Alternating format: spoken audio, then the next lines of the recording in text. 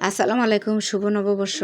আজকে আমি বাজারে গিয়েছিলাম মাছ আনতে, কিন্তু এর আগে আমি খবরটা পেয়ে গেছি যে আপা বলছিল তোর দুলাভাই আসবে তোকে মাছ দেওয়ার জন্য। প্রত্যেক বছর যা করে আমার সাথে, প্রতি বছরই পহেলা বৈশাখের দিন দুলাভাই আমার জন্য মাছ আর তরমুজ নিয়ে আসে।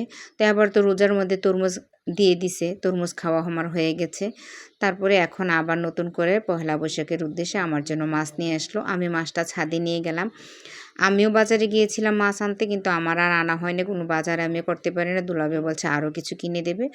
আমি তড়িঘড়ি করে নবু কিনে বাসায় চলে আসলাম। নবুর বাবা শুনলে তো ভীষণ রাগ করবে, বলবো যে তুমি কিছু দিলে না। আমার কাছ থেকে তো নিবেই না, আমাকে আরও বেশি বেশি নতুন সবজি, মিষ্টি এগুলো কিনে দিতে চাইছিল। আমি তো মিষ্টি ভুলেও খাই না। তো মাছ পেয়ে তো আলহামদুলিল্লাহ, দুলাভাই প্রত্যেক বছরে আমার বিয়ের পরে থেকে সবসময় আমার জন্য এইভাবে মাছ নিয়ে আসে। পহেলা বৈশাখের মাছ, পুকুরের মাছ, যখন যেটা ইচ্ছা আমাকে খাওয়ায়, আমাকে দিয়ে যায় বাসায় এনে।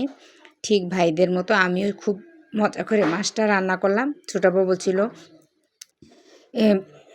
আজকেই বেশি করে রান্না করে ফেলো, রান্না করলে খুব মজা লাগবে। তো আমি এখানে করলা ভাজি করছি, মুরগি ভুনা করছিলাম।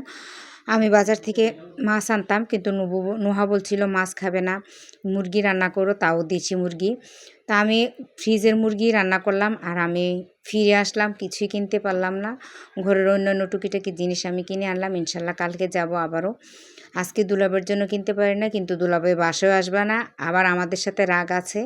ওই রাগে উনি আমাদের বাসায় আসবে না, কিন্তু আমাকে খাওয়ানো ওনার ঠিক আছে। তো আমি ঝুলঝুল করে মাছ রান্না করে ফেললাম, যেভাবে আম্মা আগে পহেলা বৈশাখ আমাদের বাড়িতে পালন করা হতো। পহেলা বৈশাখে আমরা ছোটোবেলায় মেলাতে যেতাম, বেশি একটা আমাদের নিত না বড় হলে। তারপরও মেলাতে যেতাম, বুরিন্দা, মুরালি, খেলনা, চুলা, পুতুল এসব কিনতাম, পাখা আর মজার মজার খাবার। আর আব্বা তো বড় মাছ কিনবে, তরমুজ, বড় মাছ, মাছের ঝোল করতো, মাসকলি ডাল আম্মা রান্না করতো, তেতো একটা কিছু রান্না করতো, গিমা শাক অথবা করলা। আর পুকুর থেকেও মাছ তুলতো। এই ধরনের মাছে, এই ধরনের রান্নাই পয়লা বৈশাখে আম্মা রান্না করতো। তো আমাদেরও এই ধরনের রান্না পছন্দ, কিন্তু নুপুর বাবা মুরগি পোলাও বেশি পছন্দ করে। তো আমিও আজকে তাই রান্না করলাম, আম ডাল করলাম। আম্মা আগে দেখতাম দুপুরবেলা পুকুরের মাছ দিয়ে ঝোল করে রান্না করতো, মাসকলি ডাল রান্না করতো, এগুলো খেতে অনেক মজা হতো। বিকেলবেলা আব্বা বাজারে যেতেন, আবার আরশোলা মাছ নিয়ে আসতেন বাজার থেকে। পুকুরের মাছ খাওয়ার পরও আবার তরমুজ নিয়ে আসতেন, জিলাপি থাকতো পাশে।